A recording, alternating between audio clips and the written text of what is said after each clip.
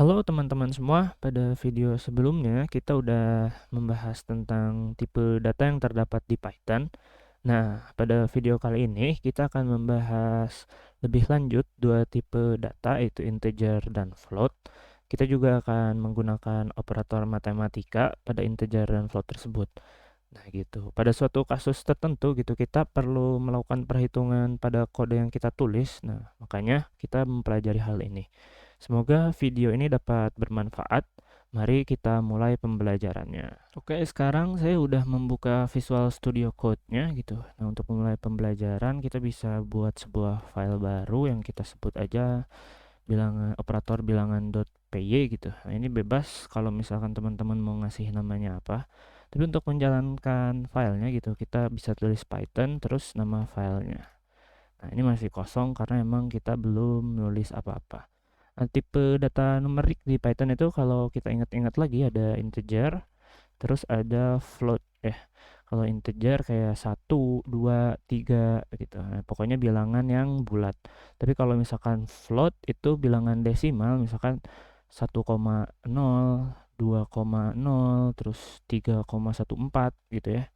Seperti itu. Nah, karena di ini bilangannya itu di dalam bahasa Inggris itu makanya penulisan komanya itu pakai titik. Kayak misalkan kayak 3 komanya itu 1,4 gitu ya, seperti itu. Nah, untuk operator matematika di Python gitu ya untuk bilangan-bilangan numerik sama sih seperti kita belajar waktu sekolah gitu ya, ada penjumlahan, terus ada juga pengurangan, terus ada perkalian dan ada pembagian gitu. Ini yang empat yang paling dasar gitu. Kalau penjumlahan kita bisa tulis misalkan 9 ditambah 3 gitu. Kalau pengurangan bisa misalkan kita ganti 9 kurang 3.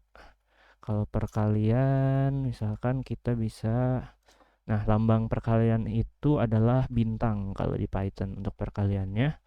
Kemudian untuk pembagian ini biasanya pakai tanda bagi gini gitu. Nah, seperti ini. Nah, kita lihat dulu hasilnya ya. Kita jalankan filenya. Nah, ini bisa kita lihat gitu kalau misalkan ini kan integer ya ditambahkan dengan integer hasilnya juga 12 gitu integer. Nah, terus 9 kurang 3 hasilnya 6 integer juga dan 9 kali 3 itu 27 integer juga kalau integer dikali sama integer. Nah, tapi kalau integer dibagi dengan integer, nah hasilnya ini 3,0 gitu ya. Nah, ini hasilnya float gitu. Coba kalau misalkan kita perkaliannya antara integer sama float, hasilnya kayak gimana? Eh, itu ya. Kita coba. Yap.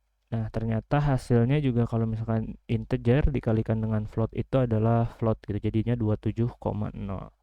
Oke. Terus kita coba ya, misalkan penjumlahan integer dengan float gitu. Misalkan kita mau cobain kalau misalkan 9 ditambah 3,0 ini hasilnya apa? Terus kalau misalkan 9-nya misalkan 7 terus ditambah 2,3 ya itu hasilnya integer atau float gitu.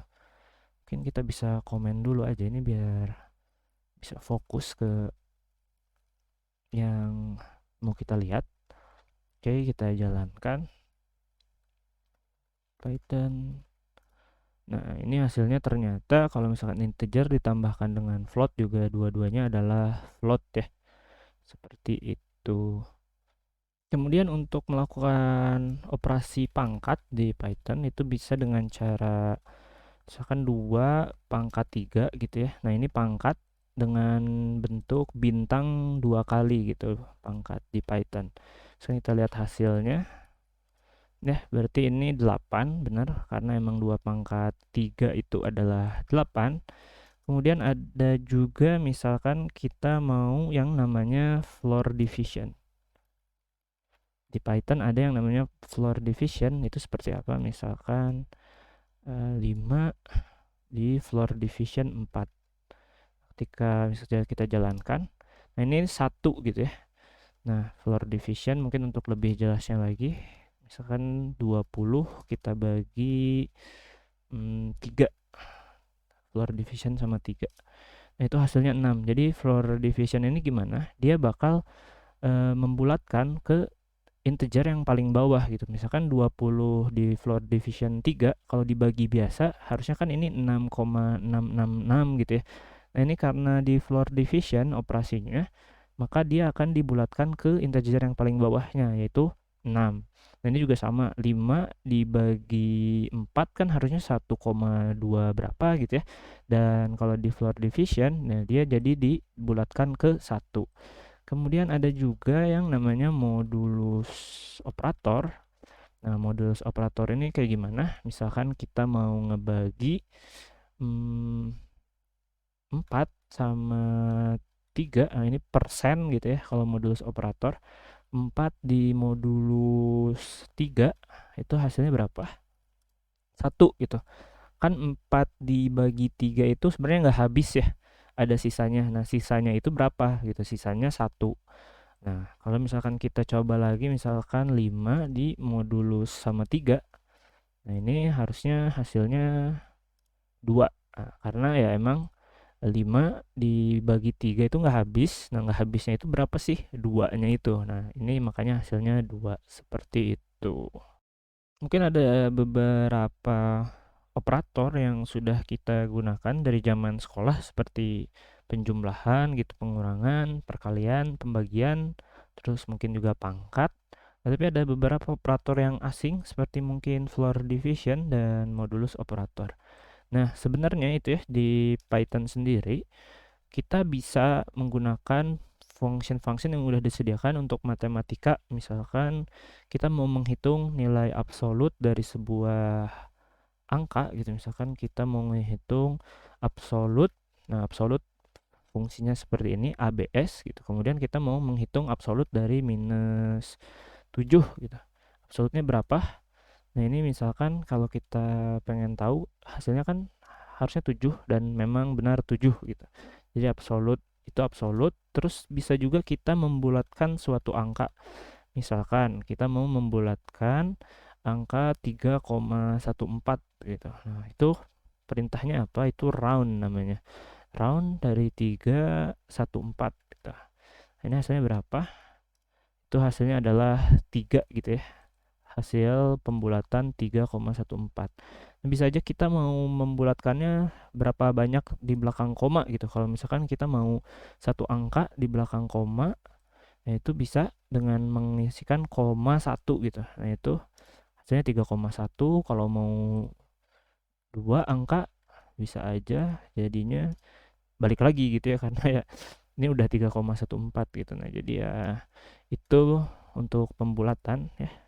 Bahkan kalau kita mau melakukan perhitungan matematika yang lebih dari ini gitu, kita bisa menggunakan package di Python yang namanya itu math gitu, MATH. Nah, semua fungsinya mungkin bisa kita lihat ya di function math Python gitu misalkan. Kita lihat, nah ini ada di mathematical function. Nah, ini ada banyak gitu. Misalkan ada number theoretic and representation function gitu, bisa kita lihat di sini. Terus kita bisa melakukan power and logarithmic function, terus trigonometric function, terus angular conversion, hyperbolic function, special function lah, dan konstan misalkan. Nah, itu bisa dibuka aja, kita cari misalkan tadi saya pencariannya function math Python. Nah, itu di yang paling pertama ini langsung keluar gitu ya, mathematical function di Python. Seperti itu mungkin. Nah, itu semua sebenarnya jangan dihafal gitu, karena saya sendiri juga jarang menggunakan function-function yang ada di math itu ya. Seperlunya aja sih. Jadi kayak kita sebagai developer jangan terlalu banyak menghafal. Nanti kalau misalkan banyak menghafal malah pusing ya kepala kita karena banyak banget gitu tadi fungsinya. Sebagai developer kita harus bisa mencari kata kunci yang tepat misalkan di mesin pencarian kita, Google misalkan, untuk hal apa yang kita butuhkan.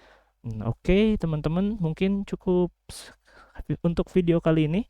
Pada video berikutnya mungkin topik yang kita bakal bahas lebih seru lagi gitu. Kita akan bahas tentang variabel di Python. Jadi bagaimana penggunaan variabel di Python itu. Kalau kalian penasaran, jangan lupa untuk tonton video selanjutnya.